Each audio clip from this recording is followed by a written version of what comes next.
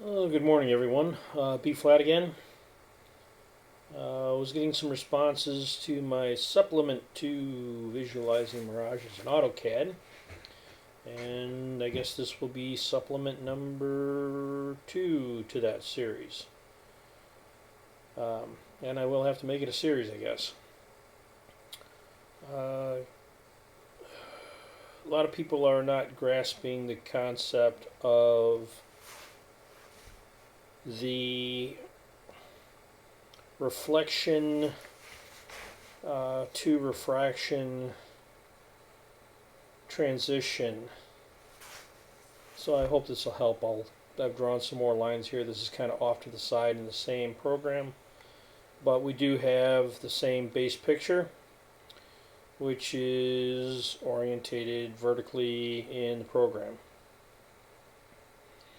There is a long stretched out reflection on the surface of the water.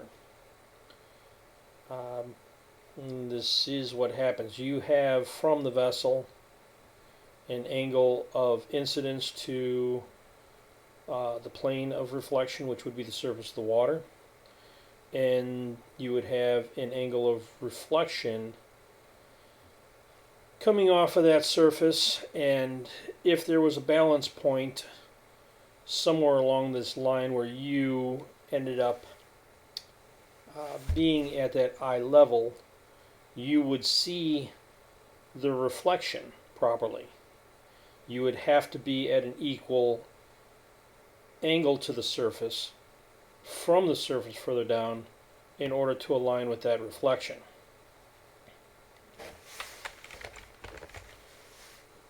I'm going to orbit this around a little bit. Whoop.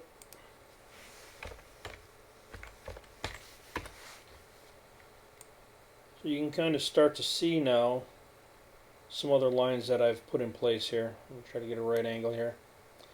This line, and I've drawn it far enough away, represents a continuation of a surface plane. This would be the surface of the water. Again, this would be the line of incidence to the reflective plane. This would be the line of reflection. Now, if we were to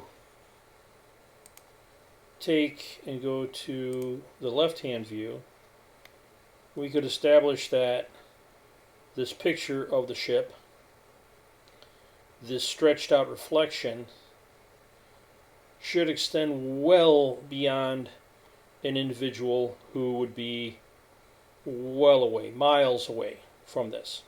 They would not see that reflection off the surface of the water. Now, this particular reflection that I've put on the water is one that is specular in nature.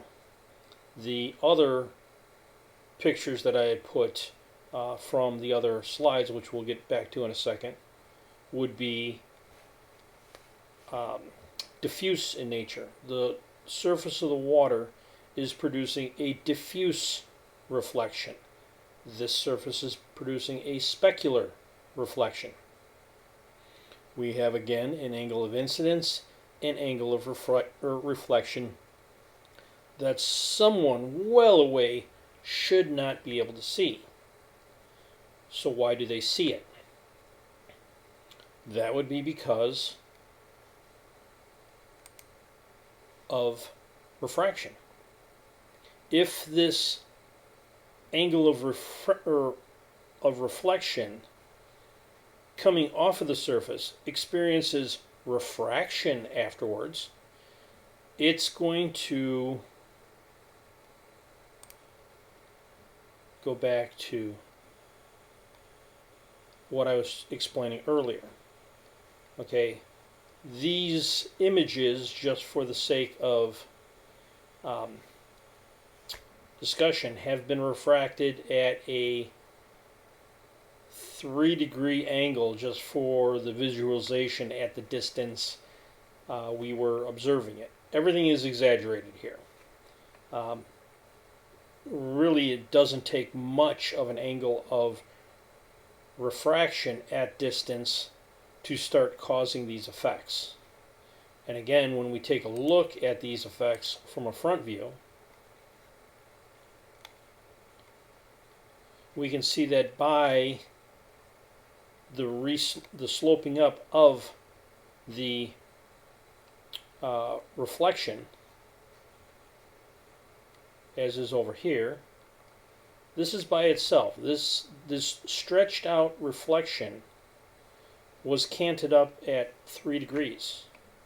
And the image starts to make sense to this observer that would be miles and miles and miles away, because all of that visual information is being compressed along that distance of that ramped up effect. The water lines themselves start to make sense based on the building that I was trying to communicate.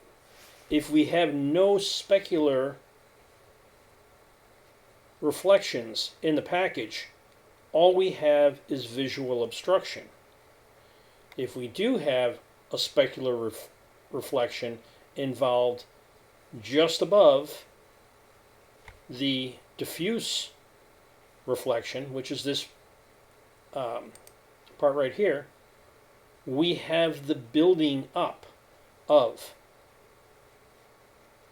what we eventually put together on all of these paths of light that are coming off the surface, that are being refracted. They all start stacking together and they align with the observer.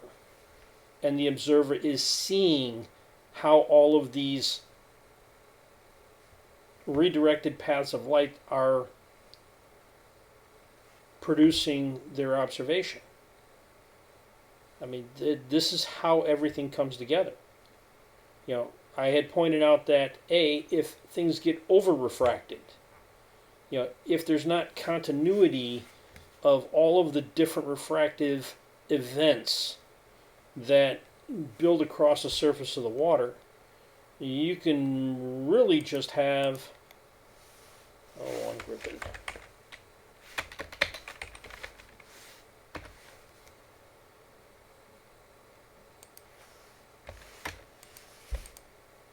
A band of water, or what we think is water, blocking the middle of a structure that we know is on the surface of the water.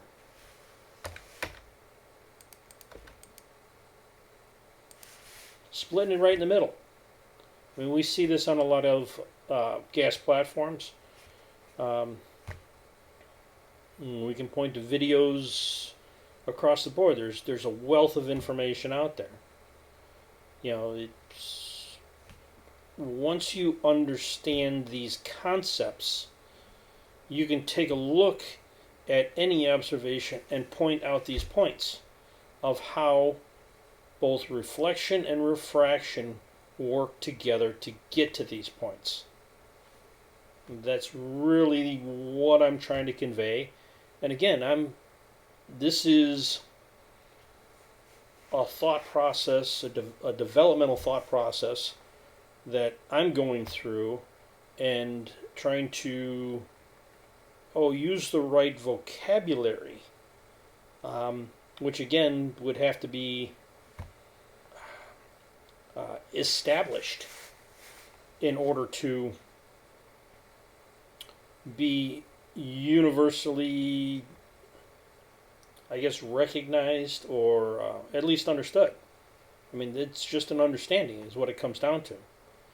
And using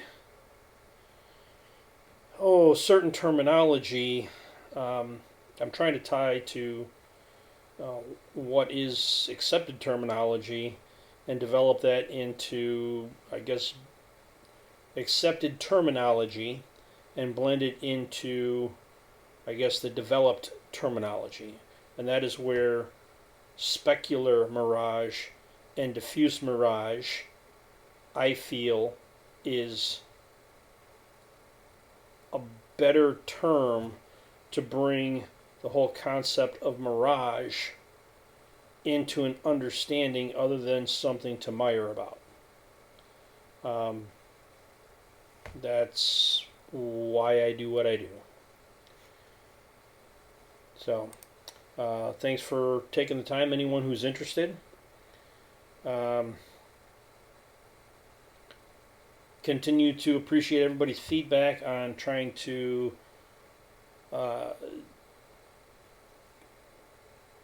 just come to terms with this. You know, people have to have an understanding of what I'm conveying in order to point out facts that disprove what I'm saying, or they can come to the understanding that what I'm explaining has validity and take it from there. Again, thanks for your time.